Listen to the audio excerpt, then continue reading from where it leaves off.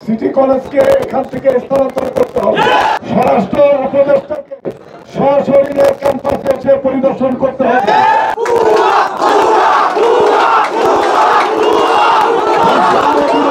সেনাবাহিনী সরাসরি হামলা ও ভাঙচুর করেছে।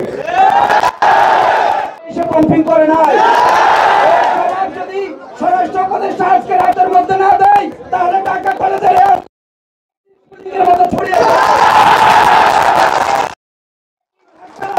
সেটা ঢাকা কলেজের শিক্ষার্থীরা সিদ্ধান্ত নেবে। স্বরাষ্ট্র উপদেষ্টা আজকে এখানে এসেছেন, আমি দিনেকে বলবো ঢাকা যা হচ্ছে ঢাকা কলেজের সাথে আপনাকে দায়িত্ব নিতে হবে। শতাধিক শিক্ষার্থী আহত হয়েছে। আহত শিক্ষার্থীদের সুচিকিৎসা নিশ্চিত করতে হবে। এমনকি আমাদের শিক্ষকরা আহত হয়েছে। 2 নম্বর, আমাদের স্থাপনা সেনাবাহিনী সরাসরি হামলা ও ভাঙচুর করেছে, যা আমাদের জন্য লজ্জাজনক। এই হামলায় সংশ্লিষ্ট জড়িত প্রশাসনের ঊর্ধ্বতন কর্মকর্তাদের বিরুদ্ধে ব্যবস্থা গ্রহণ করতে হবে।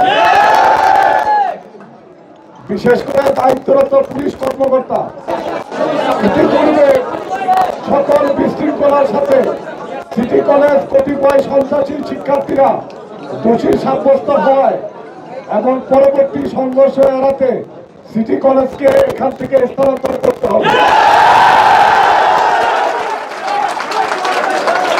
সিটি কলেজের যে সকল শিক্ষকরা সাথে সরাসরি জড়িত ও নির্দেশদাতা তাদেরকে আইনের আওতায় আনতে হবে।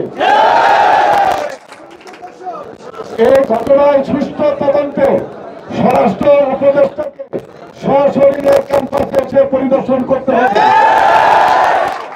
ঊর্ধ্বতন কর্মকর্তাদের ক্ষমা চেয়ে পদত্যাগ করতে হবে।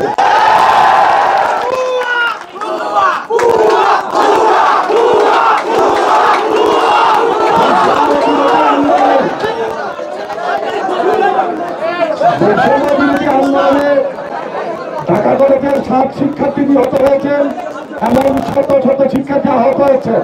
তাই পরিকল্পিতভাবে ঢাকা কলেজের 184তম প্রতিষ্ঠা বার্ষিকীতে হামলা করে বর্তমান সরকারকে ব্যর্থ করার পরিকল্পনা করা হয়েছে,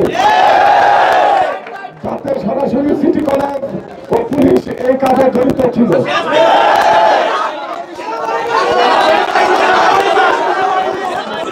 ঢাকা কলেজের ক্যাম্পাসের নিরাপত্তা নিশ্চিত করে 24 ঘন্টার মধ্যে এই সকল দাবি দাওয়া মেনে নিয়ে ঢাকা কলেজের শিক্ষার স্বাভাবিক করতে হবে। আমরা যখনই শুনতে পেয়েছি যে আমাদের বাস আক্রান্ত হয়েছে, তাকে আমি অনুরোধ করেছি এবং উনি সাথে সাথে গিয়েছেন সেখানে। তারপরে তার সাথে অনেক পরে যোগাযোগ করতে পেরেছি, তখন উনি জানিয়েছিলেন যে বাইরে হাসপাতালের দিকে আসেন। এইখানে যখন সেনাবাহিনী এসে ভিতরে ঢুকে পড়ে তখন পুলিশ এবং সেনাবাহিনী একসাথে এসেছিল। এই অবস্থা দেখে আমি সহ আমাদের যারা ছিলাম সবাই সামনে গিয়ে যায় যে এটা নিবৃত করার জন্য, যে যাতে তারা এদিকে না আসে, ছাত্ররাও তাদের উপর ওই দিকে না যায়। সে অবস্থায় আমরা 2-3-এর মাঝামাঝি করে যাই।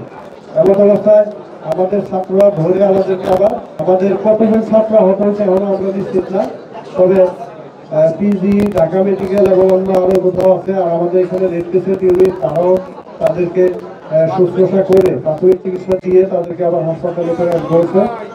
এই সংখ্যাটা আমাদের হয়তো একটু সময় লাগবে নিরূপণ করতে, এটা অসংখ্য।